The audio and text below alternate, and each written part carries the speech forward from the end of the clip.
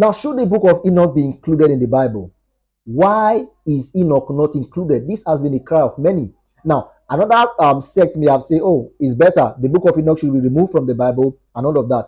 But for you to understand some of these things, you must make researches. And that is what I'm going to do today. I'm going to expose the book of Enoch. I'm going to talk about why Enoch was removed from the Bible. And I'm going to also talk about why people have really come up that Enoch should be included in the Bible. If you have not subscribed to the channel, do well to subscribe and hit that notification bell for updates like this that is going to come your way. Let's get right into this video.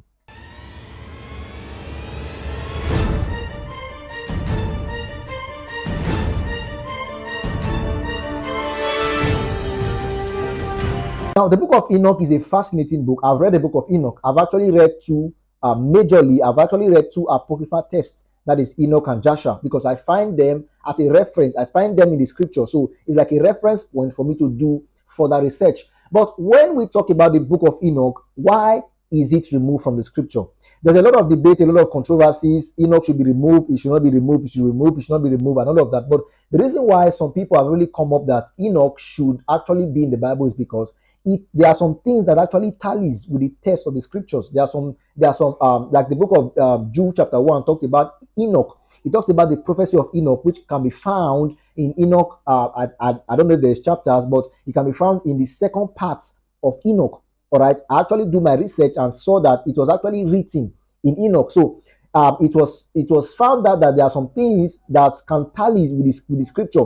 And the book of Enoch is such a fascinating book that it talks about adventure, and the adventure was as regard a spiritual journey of Enoch. All right. Now, it actually tallies based on the names, based on the towns, and so on and so forth. There are some things that can actually be linked to the Bible. Now, the second reason why a lot of people say Enoch should be included in the Bible is because of many people feel that the canonization that was done by men, maybe the men might have made some mistakes. Maybe the men might have said, this book, maybe they might just find something fishy that they take out the book of Enoch. All right. Now, actually, there are some things the reason why I decided to do my study as regard the book of Enoch is because there's a reference point in the scripture. So that reference point is a guide. Now, we might say, okay, maybe Enoch, there are some little texts, there are some little things that we can find in the book of Enoch, and that may be too high. And that is the reason why some people say the book of Enoch should not be in the Bible. There are some things we might find, maybe one or two things that might be too high for the mind of babes.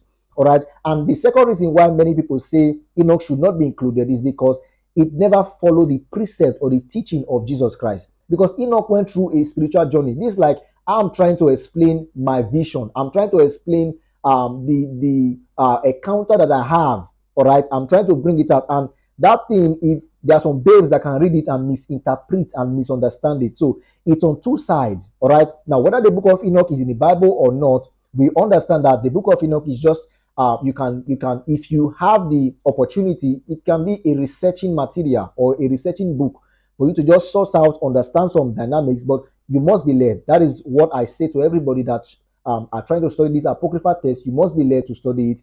But above all, the book of Enoch is a fascinating book.